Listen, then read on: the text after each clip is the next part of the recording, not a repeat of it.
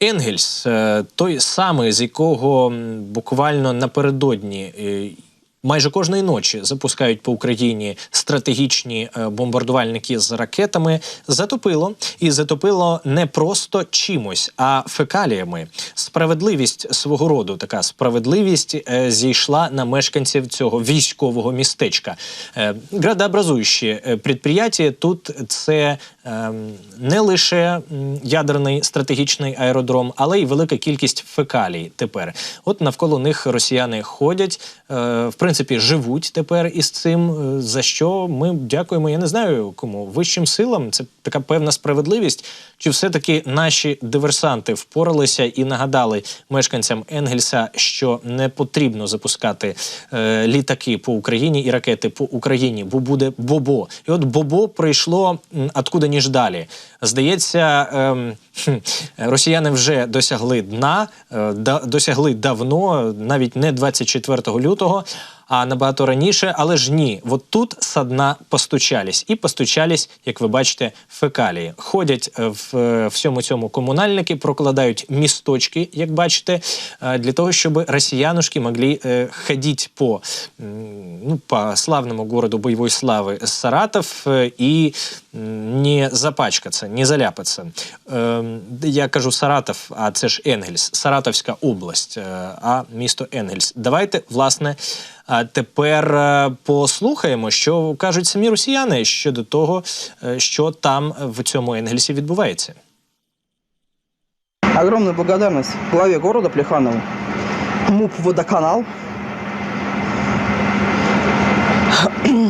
и управляющей компании «Мелиоратор» в решении проблемы 27-го дома. Видимо, с положенными счетами появится и отопление. А, видимо, вода, наверное, за ночь куда-то испарится в этот момент. А вот там стоит директор управляющей компании и активно наблюдает. Михаил Александрович Морозов. Молодец. Прям спасибо, благодарность огромная. Ви решили дані проблеми. От ви знаєте, з того, як ця росіянка розмовляє фактично зі своєю аудиторією і з тими, хто відповідальний був за те, щоб цього не сталося, ми розуміємо, що вона дуже глибоко в цій проблемі і давно в цій проблемі. Вона знає, як звати мера, там, керівника комунальної служби, керівника приватного підприємства, підрядника. Вона всіх їх знає по іменах. Вона не раз з ними всіми спілкувалася і, відповідно, розуміємо, що ця проблема, вона назріла давно. От воно все в Енгельсі, такий вибух стався. Та? Воно як велетенський прищ з гноєм назрівало і зрештою назріло, і зрештою вилилося на вулиці терористичного, я вважаю, міста. Міста, що обслуговує один з найгидотніших військових об'єктів світу – Енгельський аеродром. І от тепер, власне, про цей аеродром і про ті сили, які є не міфічними, не містичними, а цілком конкретними, які атакують цей аеродром. Украинский беспилотник этой ночью пытался атаковать Саратовскую область, стверджують, власне, росіяни в своїх телеграм-каналах. Вони демонструють цілу низку відео, на яких ми бачимо такі спалахи від вибухів, там ще й дощик накрапав цієї ночі в Енгельсі. Вочевидь, ще це до того моменту, бачите, люк стоїть не залитий нічим, ще до того, як фекалії снизошли на головушки. На головушки маленьких людей, которые ничего не могут сделать. І от, власне, дощило, чули звуки бабахів, вибухало. От знову бачимо такий серйозний спалах на камері спостережень. І, судячи з усього, чи то долітало до цього аеродрому в Саратовській області, в Енгельсі, чи ні, але точно розуміємо, що було неспокійно цієї ночі. Ну, а зранку вже почалося. Зранку вже... А може вони просто неправильно збили цей дрон, і він якось так залетів в каналізацію чи в комунальне підприємство, і стався величезний такий от прорив цих труб. Невідомо, але суть в тому, що розповідають росіяни, що уничтожили дежурні средства, уничтожили цель, уничтожили безпілотник. Зовсім іншими даними ділиться з нами Інститут вивчення війни, американські аналітики, які теж проаналізували удари по Енгельсу безпосередньо по Саратовській області.